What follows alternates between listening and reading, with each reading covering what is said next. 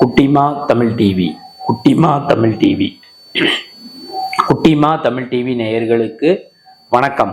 நான் தான் உங்க மணிகண்டன். தொடர்ந்து குட்டிமா தமிழ் டிவி சேனலுக்கு நீங்க நல்ல ஆதரவு கொடுத்துக்கிட்டு இருக்கீங்க. அதுக்கு இந்த நேரத்துல ஒரு மிகப்பெரிய நன்றியை தெரிவிச்சுக்கிறேன். இன்னைக்கு குட்டிமா தமிழ் டிவி சேனல்ல பார்க்க போற படம், திரை விமர்சனத்துல பார்க்க போற படம் லவ் மேரேஜ். இது பாத்தீங்கன்னா ஒரு தமிழ் திரைப்படம். தமிழ் திரைப்படத்திற்கு இங்கிலீஷில் டைட்டில் வச்ச இயக்குனர் தயாரிப்பாளர் அவர்களுக்கு இந்த நேரத்தில் குட்டிமா தமிழ் டிவி சார்பாக எதிர்ப்புகளை தெரிவிச்சுக்கிறோம். தமிழ் திரைப்படம் எடுக்கக்கூடிய இயக்குனர்கள் தயாரிப்பாளர்கள் தமிழில் தலைப்பு வைங்க அப்படிங்கிற மாதிரி நம்ம நிறைய வீடியோவில் வலியுறுத்தியே வந்துகிட்டு இருக்கோம். அந்த மாதிரி தமிழில் டைட்டில் வச்சாங்கன்னா, தமிழில் தலைப்பு வச்சாங்கன்னா நல்லா இருக்கும். ஏன்னா நீங்க எடுக்கிறது தமிழ் படம், எதுக்கு இங்கிலீஷில் டைட்டில்? காதல் திருமணம்னு வைக்கலாம்ல. ஏன்னா லவ் மேரேஜ்னா என்ன அர்த்தம்? தமிழ்ல காதல் திருமணம் அப்படி வைக்கலாம்ல. எதுக்கு வச்சாங்கன்னு தெரியல. சரி, அது ஒரு பக்கம் இருக்கட்டும். படத்தோட திரை விமர்சனத்துக்கு போறதுக்கு முன்னாடி குட்டிமா தமிழ் டிவி இந்த சேனலை சப்ஸ்கிரைப் பண்ணாதவங்களா இருந்தால் ஒரு தடவை பண்ணுங்க. பண்ணவங்க பெல் பட்டனை சேர்த்து அழுத்துங்க. அப்படி நீங்க சப்ஸ்கிரைப் பண்ணிட்டு பெல் பட்டன் அழுத்தினாதான் நாங்கள் வீடியோ அப்லோட் பண்ண உடனே உங்களுக்கு நோட்டிஃபிகேஷன் வரும். நீங்கள் அந்த வீடியோ பார்த்து என்ஜாய் பண்ணலாம். உங்களுடைய நண்பர்கள் உறவினர்கிட்டே குட்டிமா தமிழ் டிவி சேனலை பற்றி சொல்லி சப்ஸ்கிரைப் பண்ண வைங்க, லைக் பண்ண வைங்க, கமெண்ட் பண்ண வைங்க. வீடியோ பிடிச்சிருந்தா ஷேர் பண்ண சொல்லுங்க. இப்போ திரை விமர்சனத்துக்கு போகலாம். படத்தோட டைட்டில் ஏற்கனவே சொல்லியாச்சு, லவ் மேரேஜ். புதுமுக இயக்குனர் சண்முக பிரியன் அவர் தான் அந்த படத்துக்கு கதை, திரைக்கதை, வசனம் எழுதி இயக்கியிருக்காரு. படத்தோட கேஷன் குரு பார்த்தீங்கன்னா சுஸ்மிதா பட் புதுமுக கதாநாயகி, விக்ரம் பிரபு இளைய திலகம் பிரபு அவர்களுடைய சன்னு. அதுக்கப்புறம் பார்த்தீங்கன்னா முருகானந்தம், காமெடி நடிகர் முருகானந்தம், அருள்தாஸ் மற்றும் பல முன்னணி நட்சத்திரங்கள் இந்த படத்துல நடிச்சிருக்காங்க. இந்த படத்தோட கதை எப்படி ஆரம்பிக்குதுன்னு கேட்டீங்கன்னா, 2020 மதுரை மாவட்டம் உசிலம்பட்டியில கதை ஆரம்பிக்கிறாங்க. இவர் கதாநாயகன், அவர் மாப்பிள்ளைக்கு பொண்ணு பார்க்கறதுக்காக கிளம்பலாம் அப்படின்னு சொல்லிட்டு அதிகாலையிலேயே ஒரு மினி பஸ்ஸை வர வச்சிருக்காங்க.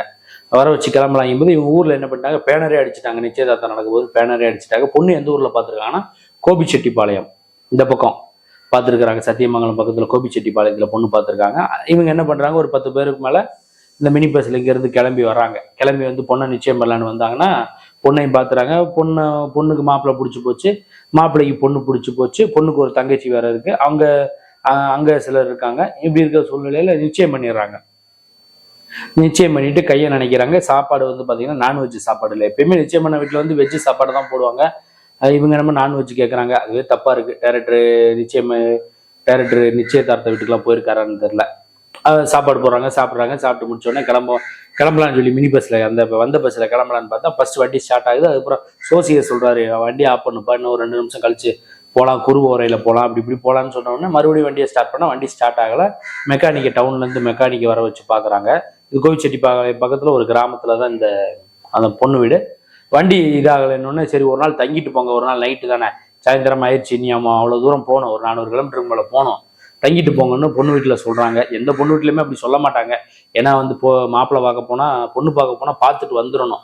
பக்கத்து வீட்டில் கூட தங்க வைக்கலாமே தவிர பொண்ணு வீட்டில் தங்க வைக்க மாட்டாங்க. அது ஓகே, அது ஒரு பக்கம் இருக்கட்டும். இந்த கதை பண்ணி ஆகணும்ல, வேற வழி இல்லைல்ல. அப்புறம் என்ன ஆகி போச்சு, தங்கினோடனே தங்கிறாங்க. அடுத்த நாள் கிளம்பலாம்னு சொல்லி வண்டியை ரெடி பண்றக்கா, இவங்க வண்டியை ரெடி பண்றக்கா, மெக்கானிக் வண்டியை ரெடி பண்ணலான்னு பார்த்தா 2020 கதை நடக்குதுன்னு டைரக்டர் போட்டாரு பாருங்க. கடைசியில பார்த்தா ட்விஸ்ட், ஊரடங்கு வருது. அதாவது 2020 மார்ச் மாசம் வந்துச்சுங்களா, இந்தியா முழுவதும் முழு ஊரடங்கு, 144 தடை உத்தரவு. அந்த இந்திய பிரதமர், பாரத பிரதமர் திரு நரேந்திர மோடி அவர்கள் டிவி சேனல்ல அனௌன்ஸ்மெண்ட் பண்ற சீன் காமிக்கிறாங்க. லாக்டவுன் போட்டதுனால இவங்க ஊருக்கு போக முடியல, மதுரை மாவட்டம் உசிலம்பட்டிக்கு போக முடியாதனால இங்கேயே தங்க ஆரம்பிக்கிறாங்க. தங்க ஆரம்பிக்கும் போது ஹீரோ அவருக்கு கதையில 33 வயசு ஆயிடுச்சு. இந்த பொண்ணை அதாவது நிச்சயம் பண்ண பொண்ணை லவ் பண்ணலாம், போட்டோ ஷூட் எடுக்கலாம், இப்படி போகும்போது அந்த பொண்ணுக்கு ஏதோ லைட்டா விருப்பம் இல்லாத மாதிரியே போயிட்டு இருக்கு. அந்த பொண்ணோட தங்கச்சியும் கொஞ்சம் அழகா இருக்காங்க. இது ஒரு பக்கம் போய்கிட்டு இருக்கு. காமெடி போகுது. இப்படியே போயிட்டு இருக்க ஒரு சூழ்நிலையில அந்த பொண்ணுக்கு மாப்பிள்ளைய பிடிக்கலைங்கிற விஷயம் தகவல் ஒரு கட்டத்துல வருது. வந்தவுடனே அந்த பொண்ணு என்ன பண்ணிடுது, காதலனை தேடி ஓடி போயிருது. அந்த வீட்டை விட்டே ஓடி போயிருது. ஓடி போன செய்தி இவங்க கேட்டு எல்லாம் அதிர்ச்சி ஆகிறாங்க. அந்த இடத்துல இன்டர்வல் விடுறாரு. ஓடி போன பொண்ணு திரும்பி வந்துச்சா இல்லையா, கதாநாயகி எந்த பொண்ணை தான் கல்யாணம் பண்ணாரு, இந்த கதாநாயகியோட தங்கச்சி என்ன ரோல் படத்துல பிளே பண்ணாங்க, இந்த முருகானந்தம் என்ன பண்ணாரு, காமெடி நடிகர் முருகானந்தம் அந்த கதையில என்ன பண்ணாரு, அருள்தாஸ் என்ன பிளே பண்ணாரு, இதுக்கெல்லாம் விடை சொல்றதா இந்த படத்தோட லவ் மேரேஜ் படத்தோட முழு நீள திரைக்கதையா அமைஞ்சிருக்கு. இதுல பாத்தீங்கன்னா சான் ரோல்டனின் பின்னணி இசையும் பாடல்களும் நல்லா வாய்ச்சிருக்காரு. மோகன்ராஜன் அவர்களுடைய பாடல் வரிகளும் நல்லா இருக்கு. படத்தோட சினிமாட்டோகிராஃபி ஒளிப்பதிவு உசிலம்பட்டியையும் சரி கோபிச்செட்டிப்பாளையத்தையும் சரி அழகா படம் பிடிச்சிருக்காரு. அவைலபிள் லைட் நிறைய யூஸ் பண்ணியிருக்காரு நினைக்கிறேன். அவைலபிள்னா சன் லைட்ல வந்து அழகா படம் பிடிச்சிருக்காரு. அது எல்லாமே இந்த படத்துக்கு வந்து ஒரு மிகப்பெரிய பலம். அப்புறம் அதுக்கப்புறம் வந்து பாத்தீங்கன்னா விக்ரம் பிரபுவோட அந்த 33 வயசான அந்த கல்யாணம் ஆகாத ஃபீல் இருக்கட்டும். அப்புறம் கதாநாயகி அவங்க தங்கச்சி நல்லா சூப்பரா நடிச்சிருக்கு. தங்கச்சி கேரக்டர் சூப்பர் கேரக்டர். அவங்க அழகா லவ் சீன்ஸ் எல்லாம் சூப்பரா பண்ணியிருக்கிறாங்க. அப்புறம் வந்து பாத்தீங்கன்னா முருகானந்தத்தோட சின்ன சின்ன காமெடி, அருள்தாஸோட காமெடி, கோடாங்கி வடிவேல் அந்த அவர் சோசியரா வரக்கூடிய விஷயம். அப்புறம் யாசர்னு ஒரு பையன் வந்து இந்த போட்டோகிராஃபர், ரமேஷ் திலக்கு வந்து கேமராமேனு, அவருக்கு போட்டோகிராஃபரா ஒரு பையன் வரான், அவனும் சூப்பரா பண்ணியிருக்கிறான். எல்லா கேரக்டருமே காமெடியா இருக்கு. ஃபர்ஸ்ட் ஹாஃப் ஃபுல்லா த்ரோட்டா காமெடியா போகுது. செகண்ட் ஹாஃப்ல கொஞ்சம் காமெடி இறங்கிருச்சு. சென்டிமெண்ட் சீக்வன்ஸ் அப்படி இப்படின்னு போகுது. அப்புறம் வந்து பாத்தீங்கன்னா கிளைமேக்ஸ்ல வந்து பாத்தீங்கன்னா ஒரு ட்விஸ்ட் அண்ட் டர்ன்ஸ் ஆகுது. ஒரு நல்ல ட்விஸ்டோட ஒரு ஃபேமிலியோட பாக்குற மாதிரி தான் படத்தை வந்து முடிச்சிருக்காங்க. படத்துல குறைகள்னு பாத்தீங்கன்னா ஒன்றும் பெரிய குறைகள் மாதிரி ஒன்றும் எனக்கு பெருசா தெரியல. நல்லா இருக்கு. ஆனா இந்த படம் வந்து பாத்தீங்கன்னா யங்ஸ்டர்ஸ், அதாவது இந்த 18 வயசுல இருந்து 25 வயசு வரைக்கும் இருக்கிறவங்களுக்கு இந்த படம் பிடிக்குமான்னு தெரியல. கல்யாணம் ஆனவங்களுக்கு இந்த படம் பிடிக்கும். கல்யாணம் ஆகுறதுக்காக இப்ப 90s கிட்ஸ் எல்லாம் இருக்காங்கல்ல, பொண்ணு பாக்குறாங்கல்ல, நிறைய பொண்ணு பார்த்து ரிஜெக்ட் ஆகும். ப்ரொஃபைல் பிடிக்காம போயிருக்கும், இல்ல ஜாதி பிரச்சனையா இருக்கும், இல்ல வருமானமா இருக்கும், ஏதோ ஒரு பிரச்சனை இருக்கும், இல்ல ஜாதகத்துல அவங்களுக்கு வந்து தோஷம் இருக்கும், சிலருக்கு வந்து 30 வயசுக்கு மேலதான் கல்யாணம் நடக்கணும்னு பிராப்தம் இருக்கும். இந்த மாதிரியெல்லாம் நிறைய பொண்ணு பார்த்துருப்பாங்களா பாத்தீங்களா, அவங்களுக்கு இந்த படம் வந்து பிடிக்கக்கூடிய வாய்ப்பு இருக்கு. எனக்கு இந்த படம் வந்து பிடிச்சிருந்தது. ஏன்னு கேட்டீங்கன்னா எனக்கு வந்து 30 வயசுக்கு மேலதான் கல்யாணம் ஆச்சு. நான் வந்து பாத்தீங்கன்னா மதுரையில வந்து பாத்தீங்கன்னா ஒரே நாள்ல 2 பொண்ணு பார்த்தேன். அதுக்கப்புறம் வந்து பாத்தீங்கன்னா நாகர்கோவில்ல போய் ஒரு பொண்ணு பார்த்தேன். அப்புறம் இங்க சென்னை ரெட் ஹில்ஸ்ல ஒரு பொண்ணு பார்த்தேன்.